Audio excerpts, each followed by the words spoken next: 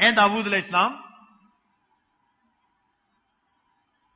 اگر وہ بندے جان لیں جو میری طرف سے پیٹھ پھیر کے دنیا میں مشغول ہو جاتے ہیں، دنیا کو محبوب بنا لیتے ہیں، ان پیٹھ پھیرنے والوں کو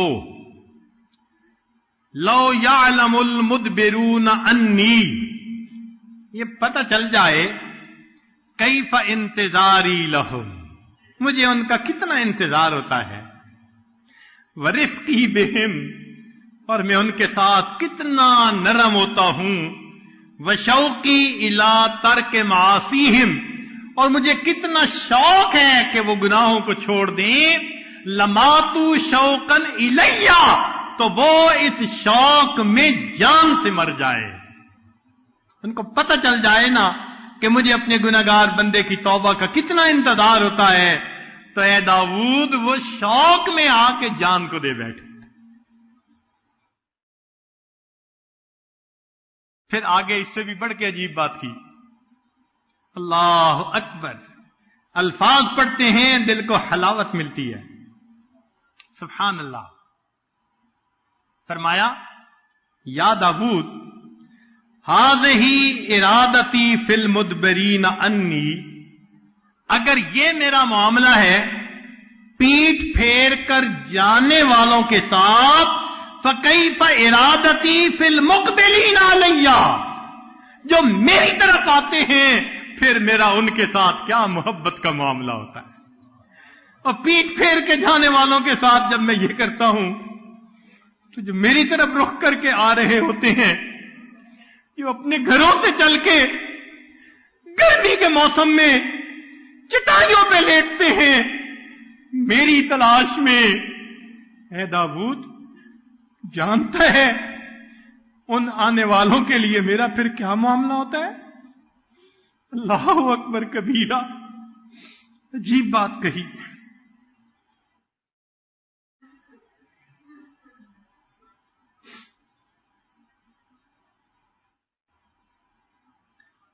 قل لشبان بنی اسرائیل، اے داؤد علیہ السلام بنی اسرائیل کے نوجوانوں کو بتا دو، لم تشغلون نفوسکم بغیری وانا مشتاق الیکم، میں تمہارا مشتاق ہوں، تم میرے غیر کے عاشق کیوں بنے پھرتے ہو۔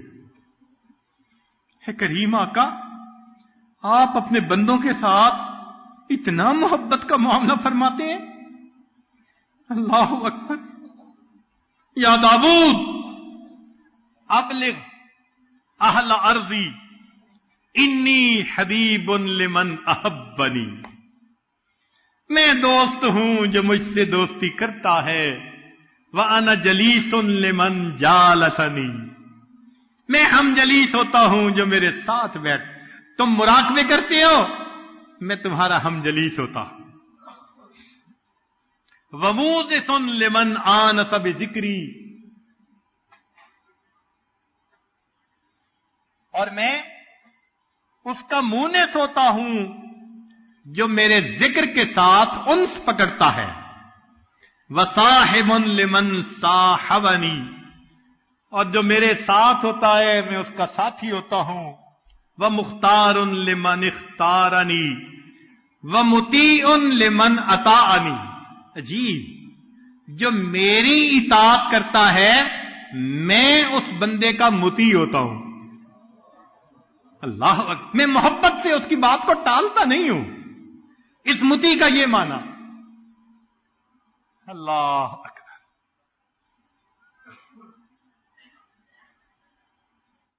میں اس بندے کی دعاؤں کو نہیں رد کرتا، حتیٰ کہ میں اس بندے کی دل کی چاہتوں کو بھی پورا کر دیتا ہوں۔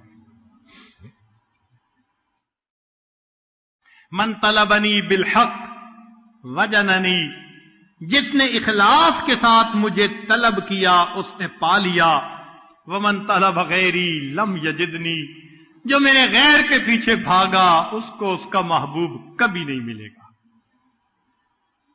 یا داؤد کاذب من ادعا محبتی، جھوٹا ہے وہ شخص میری محبت کا دعویٰ کرے، فَإِذَا جَنَّهُ اللَّيْلُ نَامَ عَنِّي، رات آ جائے تو پھر بستر بچھا کے سو جائے. یہ جھوٹا ہے. اللہ اکبر کبیرہ.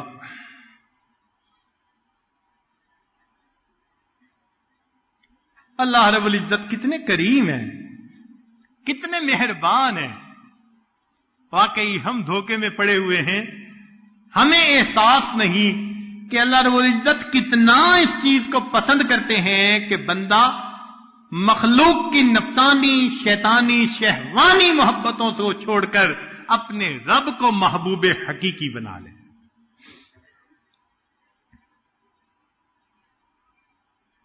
ایوب سختیانی رحمت اللہ علیہ فرماتے تھے ان رحمتن قسمہا فی دار الدنیا. اللہ رب العزت نے اپنی رحمت کو تقسیم کیا 100 حصوں میں. بات توجہ سے سننے والی ہے. اللہ رب العزت نے اپنی رحمت کو تقسیم کیا 100 حصوں میں. ان رحمتن قسمہا فی دار الدنیا، اور ایک حصہ اس نے دنیا میں ظاہر فرمایا 100 میں سے. تو فرماتے ہیں اگر رحمت کے ایک حصے سے اصابنی منہ الاسلام، اللہ نے مجھے اپنی رحمت کے ایک حصے سے اسلام کی نعمت عطا فرمائی. انی لارجو من 99 رحمتن ما ہوا اکثر من ذالک، میں 99 حصے رحمت سے توقع کرتا ہوں قیامت کے دن مجھے اور بھی نعمتیں عطا فرمائے گا. وفدت علی الکریم بغیر زاد، میں بغیر کسی تیاری سامان سفر کے اس کریم کے پاس آ پہنچا. وفدت علی الکریم بغیر زاد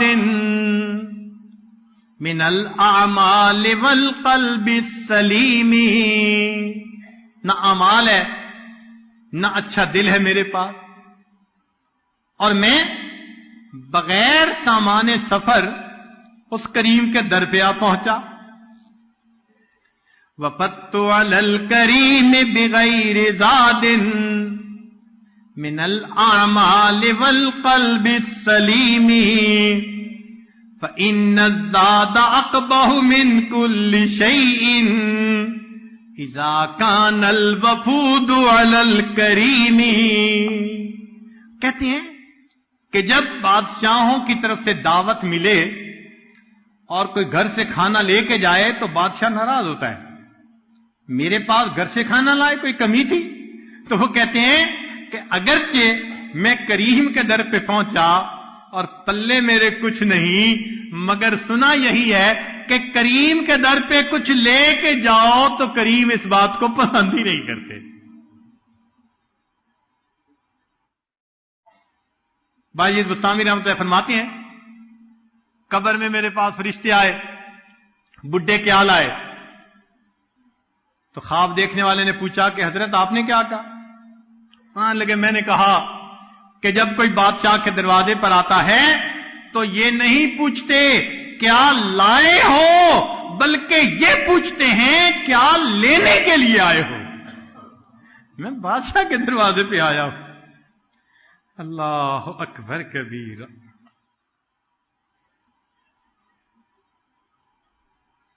اب ماں بچے کے ساتھ محبت کرے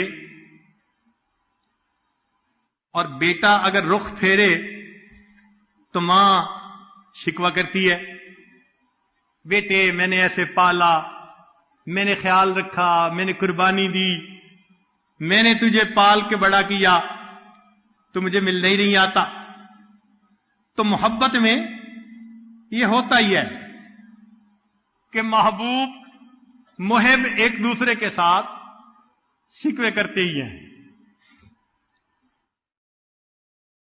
یہی میاں بیوی کا معاملہ کہ بیوی اپنے خاوند کی خاطر اتنی قربانیاں دے خاوند توجہ نہ کرے تو وہ کہتی بھی ہے کہ دیکھیں میں نے آپ کی خاطر کیا کیا قربانیاں نہیں دی، اور آپ وقت پہ ہی گھر نہیں آتے، ہمارے لیے وقت ہی نہیں، فرصت ہی نہیں۔ یہی معاملہ بندے اور پروردگار کے ساتھ۔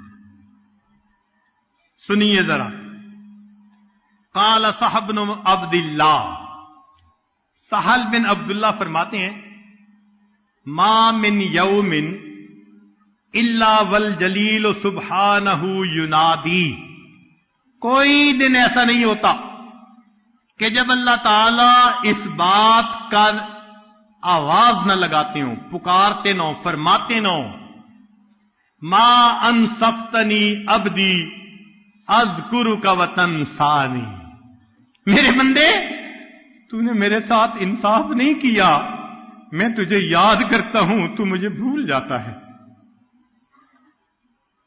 ما انصفتنی عبدی، میرے بندے تو نے میرے ساتھ انصاف نہیں کیا،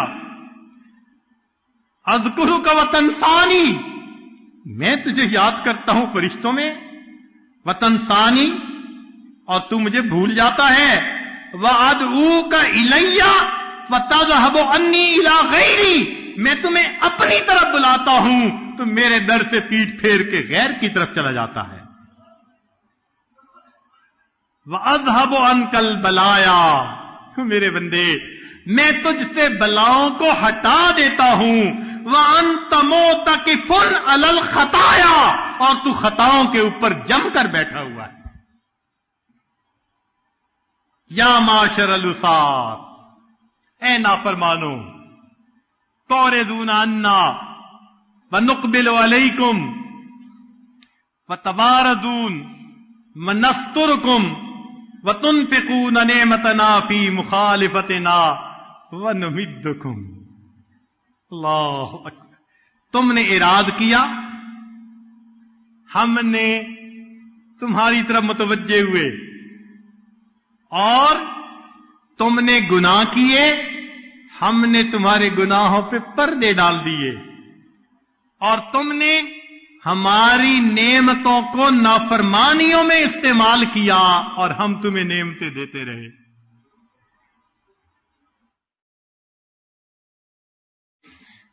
اللہ اکبر کبیرہ۔ چنانچہ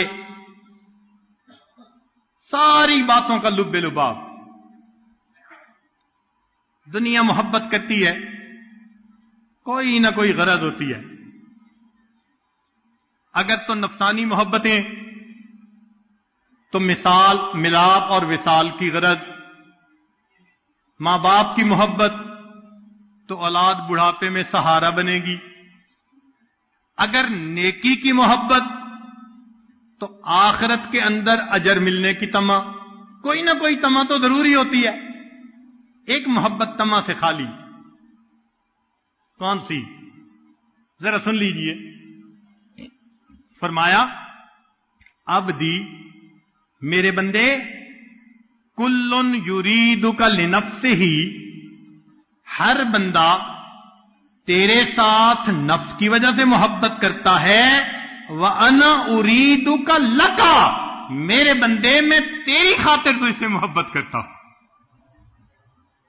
میرے بندے میں تیری خاطر تجھ سے محبت کرتا ہوں۔ ادعوک للوصل فتابا، میرے بندے میں نے تجھے اپنی ملاقات کے لیے بلایا ہے اللہ نے، ہاں۔ فرمایا واللہ یدعو الی دار السلام، اللہ بلاتا ہے سلامتی والے گھر کی طرف، وہ وصل کی خوشخبری ہے، ملنے کا اشارہ ہے، آ جاؤ وہاں ملاقات ہوگی۔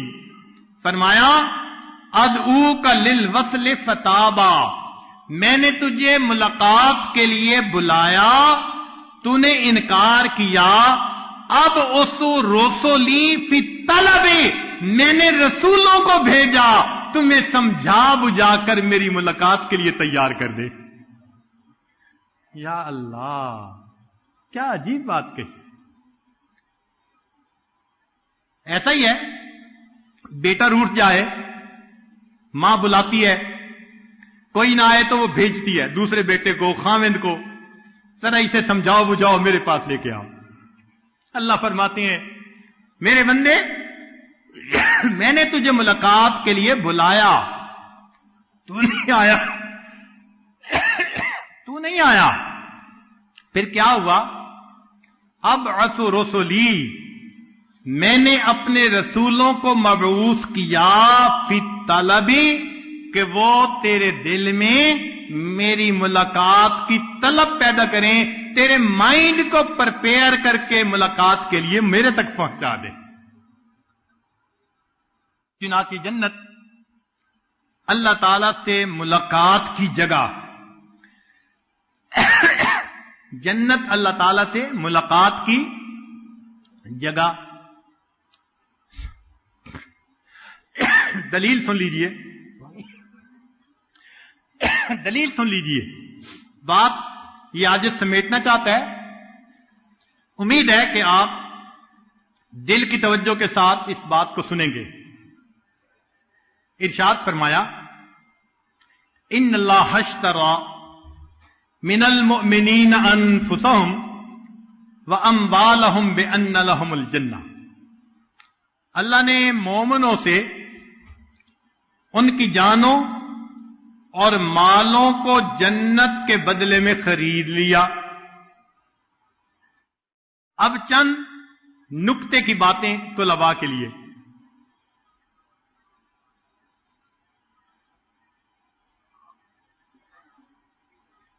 ان اللہ اشترى، اللہ نے خرید لیا. جب چیز کو خریدنا ہوتا ہے تو خریدار جتنا بڑا ہو، خریدار جتنا بڑا ہو، معمولی چیز کی بھی قیمت زیادہ دیتا ہے. مثال کے طور پر حرم شریف کے گرد ہوٹل تھے، مکانیں، دکان، سب چیزیں تھیں. شاہ وقت نے فیصلہ کیا کہ حرم کو بڑھانا ہے. چنانچہ جس جگہ کی قیمت 1 ملین تھی، خود بندے نے کہا کہ ہمیں 1 کے بدلے 15 سے 20 ملین ریال ملے. قیمت نہیں تھی اتنی، خریدار بادشاہ تھا. اس نے کہا اتنا دو کہ یہ خوشی سے پھولے نہ سمائیں. 15 گنا قیمت زیادہ دے دی. تو معلوم ہوا خریدار جتنا بڑا قیمت اتنی، اگرچہ چیز معمولی ہو. اور دوسرا نقطہ کہ جو سودا کروانے والا ہوتا ہے اگر وہ بھی بڑا ہو اور سائیڈ لینے والا ہو تو قیمت اور بڑھ جاتی ہے.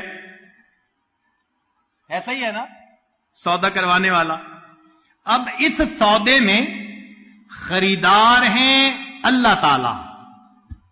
خریدار کون ہے؟ اور سودا کروانے ہیں محمد الرسول اللہ. تو پھر دیکھیے انسان کے اندر عیب تھے، ظلومن، جہولا، عجولا، کتورا، سارے عیبوں کے باوجود اللہ نے قیمت کتنی لگائی؟ جنت، ہمیشہ رہنے والی نعمتیں.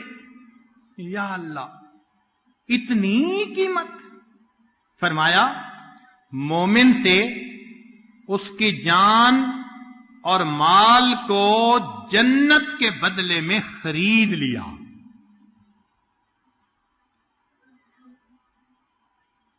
اب علمی نقطہ کہ یہ نہیں فرمایا کہ میں نے جان اور مال کے بدلے جنت کو بیچ دیا. نہیں، میں نے جان اور مال کے بدلے، جنت کے بدلے جان اور مال کو خرید لیا. یوں بھی تو بات ہو سکتی تھی نا کہ میں نے مومن کے جان اور مال کے بدلے جنت کو بیچ دیا. یہ نہیں کہا. کیوں؟ مفسرین نے نقطہ لکھا کہ بندہ چیز کو بیچتا ہے یا تو محتاج ہوتا ہے، ضرورت مند ہوتا ہے، کہتا ہے بیچو ضرورت پوری کرو. اللہ تعالیٰ کے شان میں یہ چیز ممکن نہیں. یا بیچتا ہے مال میں اضافہ مطلوب ہوتا ہے. بھائی یہ چیز کم قیمت کی پروفٹ پہ بک رہی ہے، چلو بیچ دو، مال بڑھے گا. اللہ تعالی کی شان میں یہ چیز بھی ممکن نہیں. معلوم ہوا کہ جنت کو بیچنے کا لفظ یہاں موضوع نہیں تھا. میرے مالک کی شان دیکھیے، بیچنے کی بات کرنے کی بجائے ون سائیڈڈ فیصلہ کر دیا، میرے بندو تمہارے جان اور مال کو میں نے جنت کے بدلے میں خرید لیا ہے.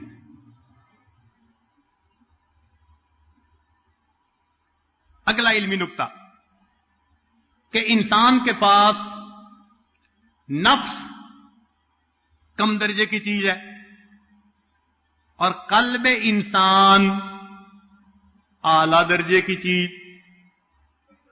اس لیے کہ نفس کے اندر تو اچھائی بھی ہے، برائی بھی ہے. تو جب اللہ نے اس نفس کو جنت کی قیمت دے کر خریدا تو پھر قیامت کے دن مومن کے دل کی قیمت کیا لگے گی؟ جس بندے کے نفس کی قیمت جنت ہے، یا اللہ اس تیرے عاشق کے دل کی قیمت قیامت کے دن کیا لگے گی؟ اس قلب سلیم کی قیمت پھر اللہ کیا لگائیں گے؟ علماء نے لکھا اس کی قیمت مخلوق میں کوئی چیز نہیں ہو سکتی. لہذا فرمایا میرے بندے تو قلب سلیم لے کر آیا، اس کا ایک ہی بدلہ ہے، میں جنت میں تجھے اپنا دیدار کروا دوں گا. جنت میں تجھے میرا دیدار ہوگا، تیرے دل کی یہ قیمت ہے. اذ جاء ربہ بقلب سلیم.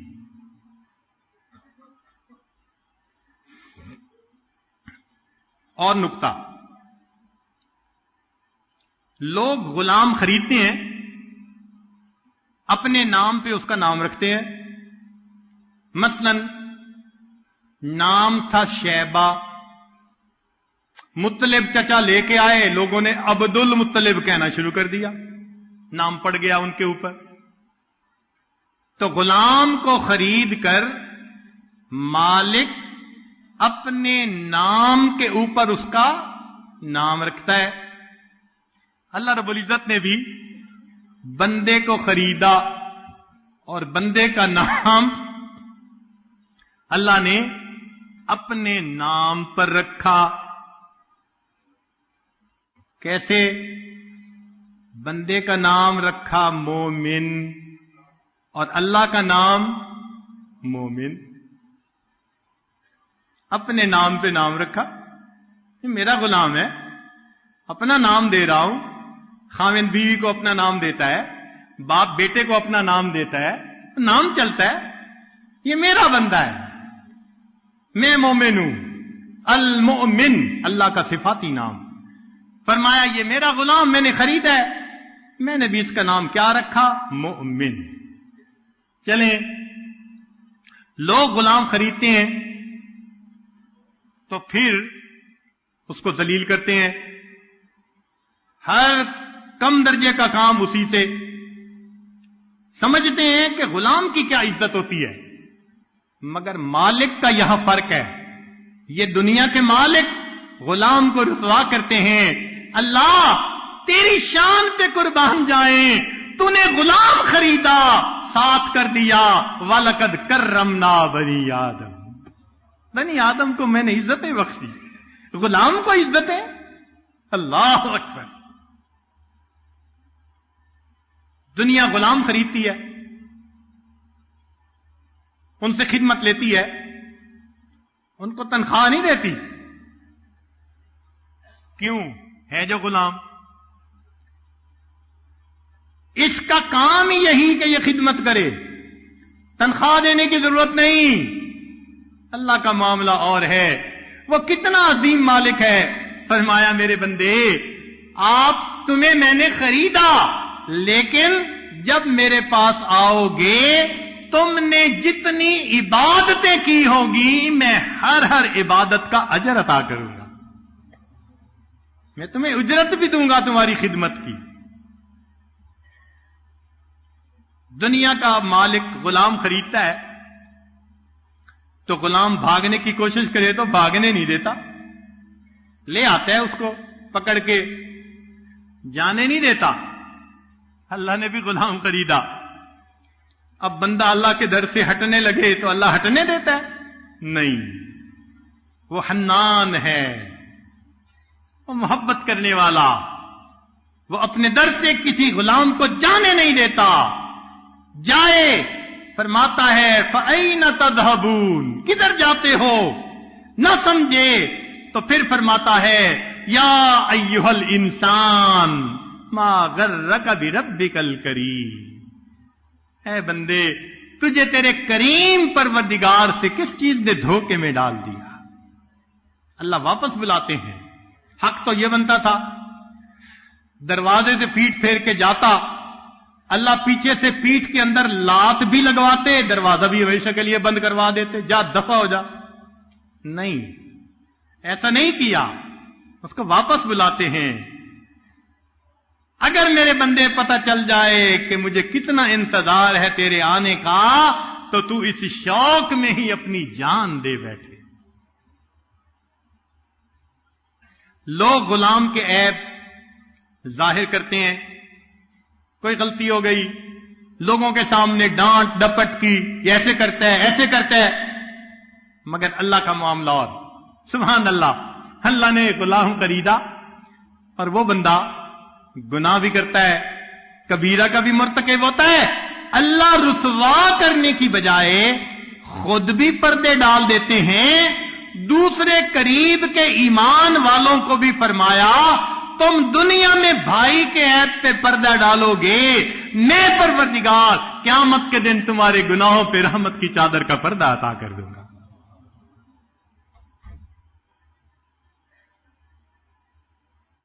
دنیا غلام خریدتی ہے تو غلام کی ذمہ داری ہوتی ہے مالک کی حفاظت کرو، غلام کی ذمہ داری ہوتی ہے کیا کرو؟ مالک کی حفاظت کرو۔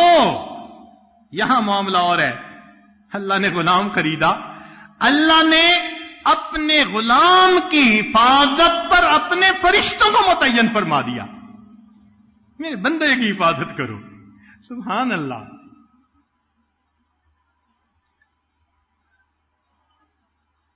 اور پھر ایک بات، لوگ غلام خریدتے ہیں اور جب وہ خدمت کرتے کرتے بوڑھے ہو جاتے ہیں تو اکثر یہ دیکھا گیا ان کے بڑھاپے پہ ترس کھا کے دنیا کا مالک ان کو آزاد کر دیتا ہے، غلامی میں رہنے نہیں دیتا، کہتے ہیں عمر گزار بیٹھا، بوڑھا ہو گیا، اب اس کو آزاد کر دو۔ ان الملوک اذا شابت عبیدہم، کہ بادشاہوں کے غلام جب خدمت کرتے کرتے بوڑھے ہو جاتے ہیں، فی رقہم اعتقوہم اتق احراری، تو وہ ان کو غلام نہیں رہنے دیتے، بڑھاپے کے اندر وہ اس غلام کو آزاد کر دیتے ہیں۔ وَأَنْتَ يَا سَيِّدِي أَوْلَى بِذَاكَ رَمَا، ہے پروردگار تو اس سے بڑی شان والا ہے، قَدْ صَدَتَ فِي الرِّقِّ فَآتِكْنِي مِنَ النَّارِ، میرے مولا کلمہ پڑھتے بال تو سفید کر بیٹھے نا، عمر تو ہو گئی، اگرچہ ہم ٹھیک نہ ہو سکے، عمر تو گزار بیٹھے، میرے مولا اب اس غلامی کے صدقے فاتکنی من النار، اللہ جہنم کی آگ سے ہمیں بچا لیجیے۔ تو وہی کریم ہے جو فرماتا ہے کہ مجھے بوڑھے کے بڑھاپے کو دیکھ کے حیا آتی، یہ میرا غلام میری عبادت کرتے کرتے بوڑھا ہو گیا، اب جسم ساتھ نہیں دیتا، ہڈیاں کمزور ہو گئیں، کوا ضعیف ہو گئے، اس نے میرے در پہ جھکتے جھکتے عمر گزار دی، اگرچہ یہ کتے کی دم کی طرح ابھی بھی ٹیڑھا ہے مگر بوڑھا تو ہو گیا۔ میرے بندے جب تم بوڑھے ہو جاتے ہو کلمہ پڑھتے پڑھتے تجھے یاد نہیں آتی، میرے بندے مجھے تجھ سے حیا آتی ہے, مجھے تیرے بڑھاپے پہ حیا آتی ہے, اب میں تجھے کیسے عذاب دوں, میں اس کو کیسے عذاب دوں؟ ساری زندگی میرا نام لے کے جیتا رہا, ساری زندگی میرے نام پہ زندگی گزارتا رہا, ساری زندگی میرے نام کی نسبت پاتا رہا. اللہ رب العزت کتنے کریم ہیں, وہ اپنے بندے کو بڑھاپے کے اندر گناہوں سے آزاد فرما دیتے. ملک شاہ ایران کا بادشاہ گزرا ہے, میں اپنی بات کو ذرا سمیٹتا ہوں. وہ اپنے پولیس والوں کے ساتھ ایک مرتبہ 3 دن جنگل میں شکار کھیلنے کے لیے چل رہا. پولیس والوں نے وہاں ایک گائے دیکھی جو چر رہی تھی اور کوئی بندہ ساتھ تھا نہیں. انہوں نے اپنے آپ میں ہی سوچ لیا کہ یہ شاید آزاد گائے ہے. چلو انہوں نے اس کو پکڑ کے ذبح کیا اور اس کا گوشت انہوں نے بھون کے کھایا. وہ گائے ایک بڑھیا کی تھی. جب اس کو دوسرے دن پتا چلا کہ میری گائے کو تو ذبح کر دیا گیا, تو وہ آئی اور اس نے پولیس والوں کو کہا کہ بھائی آپ لوگوں نے میری گائے کو ذبح کر دیا, تو اب آپ ایسا کریں کہ مجھے پیسے دے دیں, میں دوسری گائے خرید لوں. میرا تو گزارا ہی اس کے دودھ, مکھن, دہی, لسی کے اوپر ہوتا تھا. پولیس والوں نے کہا کہ ہمارے پاس تو پیسے نہیں ہیں. اس نے کہا اچھا اگر آپ کے پاس پیسے نہیں تو بادشاہ سے مجھے بات کرنے دیں. ان کا نہیں, ہم آپ کو نہیں موقع دیتے بادشاہ سے بات کرنے کا. تو وہ بوڑھی عورت بڑی پریشان ہوئی کہ اب میں کروں تو کیا کروں. اس نے کسی کو اپنا دکھ سنایا. وہ سمجھدار آدمی تھا. اس نے کہا دیکھو بادشاہ نے 2 دن کے بعد واپس جانا ہے, اور واپسی میں ایک دریا ہے جس کے اوپر پل ہے, اس پل سے ہی اس نے گزرنا ہے. تم چلی جاؤ, پل پہ بیٹھ جاؤ. جب بادشاہ کی سواری گزرنے لگے تو سواری کو روک کے بات سنا دینا, بادشاہ تمہیں گائے کے پیسے دے دے گا, اچھا بندہ ہے. لو جی, بوڑھی اماں وہاں پہنچ گئی. جب تیسرے دن بادشاہ کی سواری وہاں سے گزرنے لگی تو بڑھیا اٹھی اور بادشاہ کے گھوڑے کی لگام اس نے پکڑ لی, کھڑا کر لیا. تو محمد شاہ نے پوچھا, ملک شاہ نے پوچھا کہ اماں میری سواری کیوں روکی ہے؟ تو بڑھیا نے اس وقت اس کو ایک بات کہی کہ ملک شاہ میرا اور تیرا ایک معاملہ ہے. ملک شاہ میرا اور تیرا ایک معاملہ ہے. میں یہ پوچھنا چاہتی ہوں اس پل پہ چکانا چاہتا ہے یا قیامت کے دن پل ساتھ پہ چکانا چاہتا ہے؟ کہتے ہیں کہ بڑھیا نے جب یہ بات کی نا تو اس کی آنکھوں میں سے آنسو آ گئے. نیچے اترا, بات پوچھی اور اس کو 7 گایوں کی قیمت دی. 7 گایوں کی, اور 7 گایوں کی قیمت دے کے ہاتھ جوڑ کے کہا کہ اماں ادھر ہی معاف کر دینا, میں پل سے رات پہ جواب دینے کے قابل نہیں. ہم اللہ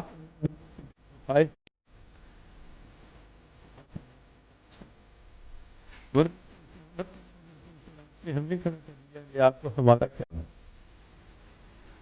قرآن مجید میں ہے کہ کچھ لوگ ہوں گے اللہ تعالیٰ کے سامنے سے جب آپ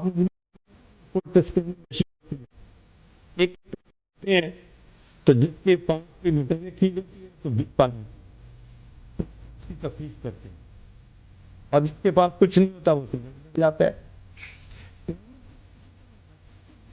یہ تم قرآن کما خلقناکم اول مرہ, اللہ تعالیٰ ایک سامنے سے جاؤں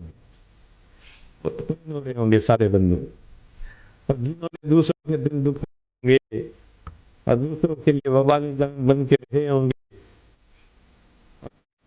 کو توڑا ہوگا. جب وہ گزرنے لگیں گے تو کیا ہوگا؟ پھر دل آئے گی, پھر پتہ چل جائے گا.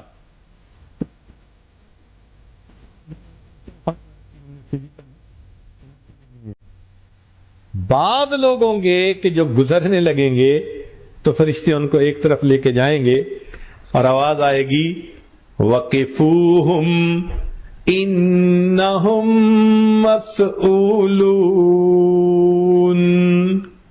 ان کو روک لیجئے, ہم نے ان کا ٹرائل لینا ہے, ہم نے ان سے تفتیش کرنی ہے, پوچھ گچھ کرنی ہے.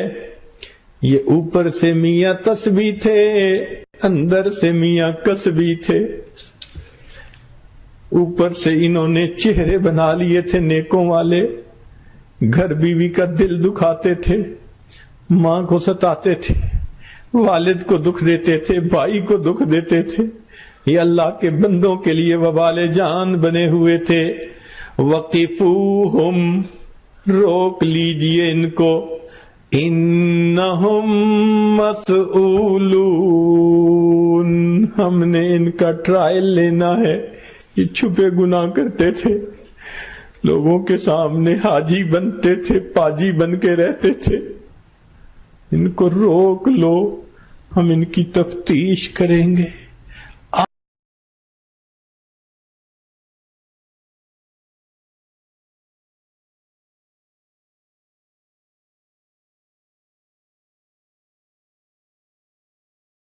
انا حجیجہم یوم القیامہ، میں قیامت کے دن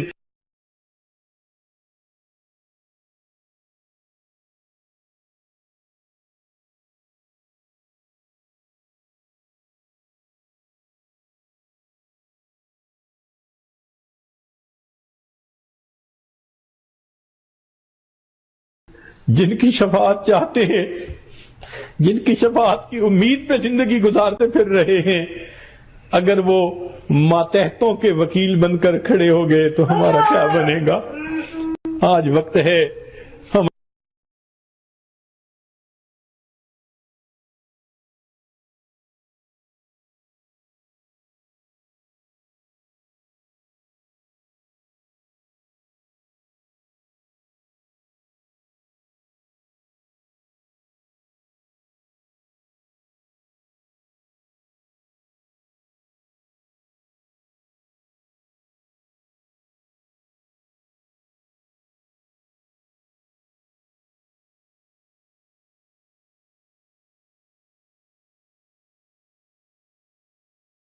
ہماری ذات سے کسی کو تکلیف نہ پہنچے، ہم گھر کا اچھا فرد بن کے رہیں، معاشرے کا اچھا فرد بن کے رہیں، اللہ کے بندوں کے لیے رحمت بن کے رہیں۔ اللہ تعالی ہمیں صحیح معنوں میں مسلمان بن کر زندگی گزارنے کی توفیق عطا فرمائے۔ وآخر دعوانا ان الحمدللہ رب العالمین۔ نظر آتی ہے۔ ایک مرتبہ عمر الخطاب رضی اللہ عنہ سیدنا صدیق اکبر عنہ کو ملنے کے لیے آئے، خلافت صدیقی کا زمانہ ہے۔ دیکھا کہ ایک جگہ لسٹ لکھی ہوئی ہے کہ فلاں فلاں معذور لوگ ہیں، بوڑھے لوگ ہیں، ان کو خدمت کی ضرورت ہے۔ یعنی صحابہ رضی اللہ عنہم کے زمانے میں جو ہینڈی کیپڈ ہوتے تھے یا سینئر سٹیزن ہوتے تھے، دوسرے مسلمان ان کی خدمت کرنا اپنے اوپر لازم سمجھتے تھے۔ آج تو اولاد ماں باپ کی خدمت ہی نہ کرتی، دور کی بات کیا کرنی۔ اس وقت اس کو ضروری سمجھا جاتا تھا، بلکہ اس کو جسم کی زکوٰۃ سمجھتے تھے کہ مال کی زکوٰۃ جیسے بندہ ادا کرتا ہے، اللہ کی رضا کے لیے کسی کی خدمت کرے، یہ گویا جسم کی زکوٰۃ نکل رہی ہے۔ ہم نے کبھی کسی کی خدمت ذمہ لی؟ سوچیں، کاش کہ اللہ ہمیں بھی توفیق دیتے۔ تو عمر رضی اللہ عنہ نے لسٹ پڑھی تو اس کے اوپر لکھا ہوا تھا فلاں بندہ اور اس کی فلاں خدمت اس نے ذمہ لے لی۔ پڑھتے پڑھتے ایک جگہ ایک بڑھیا کا نام لکھا تھا کہ یہ بوڑھی عورت ہے، اکیلی ہے، اس کو خدمت کی ضرورت ہے، اور آگے جگہ خالی تھی۔ تو عمر رضی اللہ عنہ نے کہا کہ اچھا، اس کی خدمت میں اپنے ذمے لے لیتا ہوں۔ انہوں نے اس کا ایڈریس نوٹ کر لیا، اور اگلی رات فجر کی نماز جب انہوں نے پڑھی اگلے دن، تو فجر کے بعد وہ چلے گئے۔ دروازہ کھٹکھٹایا، اماں میں آپ کی خدمت کے لیے حاضر ہوں۔ اچھا، خدمت کیا ہوتی تھی؟ گھر کے اندر جھاڑو دے دینا، برتن ہو تو ان کو دھو دینا، اور پانی باہر چشمے کنویں سے اس کے گھر تک پہنچا دینا۔ یہ چند کام، یہ خدمت کہلاتی تھی، چونکہ اس میں اس کو ہیلپ کی ضرورت ہوتی تھی، باقی کام تو انسان کر ہی لیتا ہے۔ جب دروازہ کھٹکھٹایا تو بڑی اماں نے کہا کہ بھائی وہ تو کوئی خدمت کرنے آتا ہے، وہ کر کے چلا گیا۔ عمر لانو بڑے حیران ہوئے، کوئی آتا بھی ہے اور پتہ بھی نہیں لکھا ہوا کہ کون، اتنا وہ مخلص بندہ ہے۔ چلے میں اگلے دن تہجد کے بعد آ جاؤں گا۔ سیدنا عمر لانو نے اگلے دن تہجد پڑھی اور بڑھیا کے دروازے پہ، اماں میں خدمت کے لیے آ گیا۔ اس نے کہا بھائی وہ تو کوئی خدمت کے لیے آتا ہے اور خدمت کر کے چلا جاتا ہے۔ اماں کیا نام ہے؟ میں نے کبھی پوچھا نہیں، اس نے کبھی بتایا نہیں۔ قد کاٹ کیسے ہے، شکل کیسی ہے؟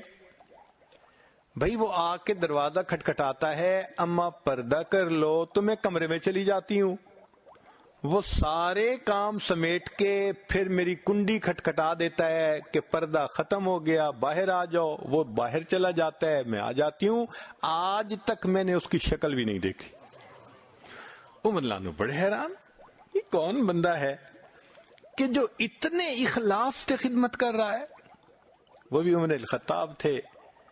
کہنے لگے اچھا، اگلے دن عشاء کی نماز پڑھی اور جا کر اس بڑھیا کے دروازے کے قریب کہیں چھپ کر بیٹھ گئے، دیکھتا ہوں کون آتا ہے۔ فرماتے ہیں کہ جب رات گہری ہو گئی، لوگ نیند کی آغوش میں چلے گئے، اس وقت میں نے دیکھا کہ کوئی بندہ بہت آہستہ آہستہ پاؤں اٹھاتے اٹھاتے اس بڑھیا کے دروازے کے قریب آیا۔ جب آیا تو میں نے پوچھا من انتا، بھائی کون ہے آپ؟ تو اس کے جواب میں امیر المومنین ابو بکر صدیق لانو کی آواز آئی، میں ابو بکر ہوں۔ میں نے کہا امیر المومنین، آپ نے لسٹ میں نام نہیں لکھا تھا، یہاں تو میں خدمت کے لیے آتا تھا، مجھے کیا پتا کہ اس کی خدمت آپ کرتے ہیں۔ اور میں نے اگلا سوال پوچھا کہ امیر المومنین آپ کے پاؤں میں جوتے نہیں ہیں، آپ کے پاس تھے نہیں یا آپ گھر اتار کے آئے؟ تو سیدنا صدیق اکبر نے جواب دیا، عمر لوگوں کے آرام کرنے کا وقت ہے، میں نے اپنی جوتے گھر اٹھا کے رکھ دیے کہ ایسا نہ ہو میرے پاؤں کی آہٹ سے کسی کی نیند میں خلل نہ آ جائے۔ تو نبی علیہ الصلوۃ والسلام نے جو سبق پڑھایا تھا، پھر دیکھو صحابہ اللہ عنہم نے اس سبق کو کیسے یاد کیا تھا۔ واضح نظر آتی ہے۔ ایک مرتبہ نبی علیہ السلام نے ارشاد فرمایا قرب قیامت میں لوگ اپنی بیویوں سے زنا کریں گے۔ ہم نے حدیث پاک پڑھی تو ہمیں سمجھ نہیں آئی، ہم نے اپنے استاد سے پوچھا کہ استاد جی یہ کیا معنی ہے کہ اپنی بیویوں سے زنا کریں گے؟ تو انہوں نے فرمایا ہاں اس کی کئی صورتیں ہیں۔ ایک صورت تو اس کی یہ ہے کہ مرد یا عورت کوئی کفریہ بول دے اور نکاح ٹوٹ جائے اور ان کو اس کا پتہ ہی نہیں کہ نکاح ٹوٹا یا نہیں۔ اور واقعی آج تو کفریہ کلمات کا علم ہی نہیں لوگوں کے پاس، بہت سینسٹیو مسئلہ ہے یہ۔ مالا بدہ من میں فارسی کی کتاب ہے، ہم مفتی صاحب سے پڑھ رہے تھے، تو جب انہوں نے کلمات کفر پڑھائے تو ہماری آنکھیں کھل گئیں۔ اس میں حضرت مفتی کفایت اللہ رحمۃ اللہ علیہ نے لکھا ہے، مفتی قاضی ثناء اللہ پانی پتی رحمۃ اللہ علیہ نے لکھا ہے کہ اگر دو بندے گفتگو کر رہے تھے، ایک نے کہا کہ یہ تو شریعت کی بات ہے اور اگلے نے جواب دیا رکھ پرے شریعت کو فقد کفر، وہ آدمی کافر ہو گیا۔ شریعت کے بارے میں ایسی بات کہہ دینا کہ رکھ پرے شریعت کو، ایمان کہاں بچتا ہے؟ سوچئے۔ تو ہمیں چاہیے کہ ہم علماء سے پوچھیں کہ بھئی کلمات کفر کون کون سے ہیں، یہ نہ ہو کہ کہیں ایسے جملے ہم بولیں۔ کئی جملے تو بہت کامن ہیں، مثلا علماء نے لکھا ہے کہ کسی نے کہا کہ کہاں رہتے ہو، دوسرے نے کہا فلاں جگہ رہتا ہوں، او خدا دے پچھاوڑے، خدا کے پچھاوڑے یعنی خدا کے پیچھے رہتے ہو، فقد کفر، ایسا بندہ کہنے والا کافر ہو جاتا ہے۔ تو ان کا علم حاصل کرنا ضروری کہ کہیں ہم تو اپنی گفتگو میں کوئی ایسی بات نہیں کہہ جاتے، اور اگر نکاح ٹوٹ گیا تو پھر اپنے ذہن میں میاں بیوی رہ رہے ہیں اور زنا کا گناہ لکھا جا رہا ہے. تو فرمایا کہ مرد قرب قیامت میں اپنی بیویوں سے زنا کریں گے. ایک صورت تو یہ ہے، یہ کفریہ کلمہ بیوی بولے تو بھی نکاح ٹوٹا، خامد بولے تو بھی نکاح ٹوٹا. اور دوسری صورت ایک دوسرے کے ساتھ آرگومنٹس، اور یہ تو ہر گھر کی آج بات نظر آتی ہے. جس گھر میں دیکھو الا ماشاء اللہ وہی حال ہے. جب شادی ہوئی میں بولتا تھا، بیوی سنتی تھی. اس نے کہا پھر، کہتے ہیں پھر بچے ہو گئے، پھر بیوی بولتی تھی میں سنتا تھا. اس نے کہا پھر، کہتے ہیں پھر ہم دونوں بوڑھے ہو گئے، ہم دونوں بولتے تھے محلے والے سنتے تھے. تو بڑھاپے میں آرگومنٹس اور زیادہ. اب ان آرگومنٹس میں ہوتا کیا ہے کہ مرد کی زبان سے کنائے میں طلاق نکل جاتی ہے. کنایا کہتے ہیں کہ لفظ تو طلاق کا نہیں بولا، لیکن بات ایسی کر دی کہ جس کا مفہوم طلاق والا ہوتا ہے،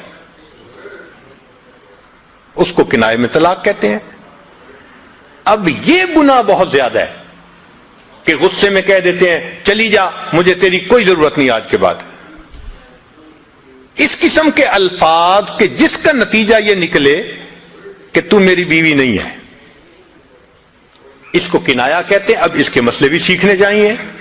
بھائی نکاح کیا ہے تو کیسے ٹوٹ سکتا ہے، یہ مسئلے بھی تو آنے چاہیے نا.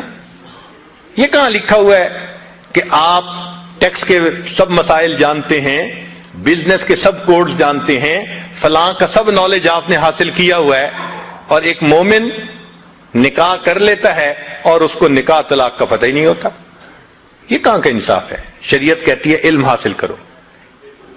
ایسا نہ ہو کہ کنائے میں طلاق ہو جائے، ہمیں پتہ بھی نہ ہو اور میاں بیوی مل کے رہ رہے.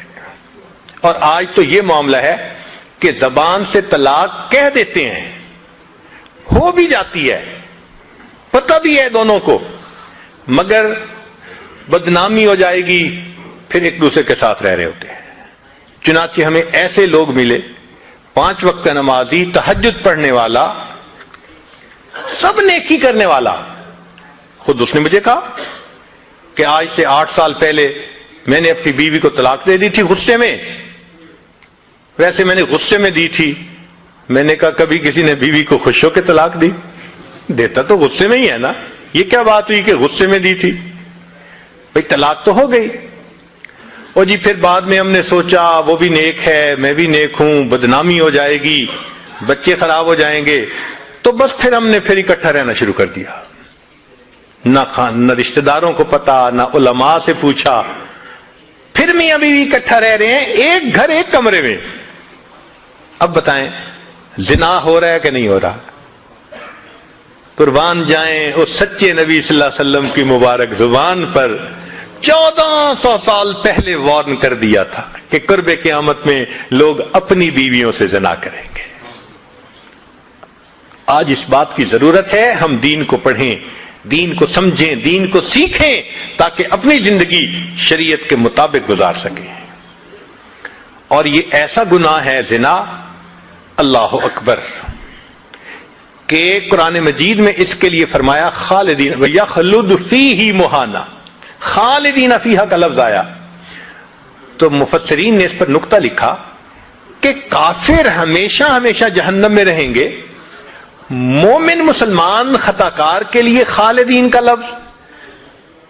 تو مفسرین نے اس کا جواب دیا جی ہاں، یہ آپس میں انوالو تھے نا، تو کہتے تھے ہم کبھی ایک دوسرے کو نہیں چھوڑیں گے، ہم کبھی نہیں چھوڑیں گے ایک دوسرے کو.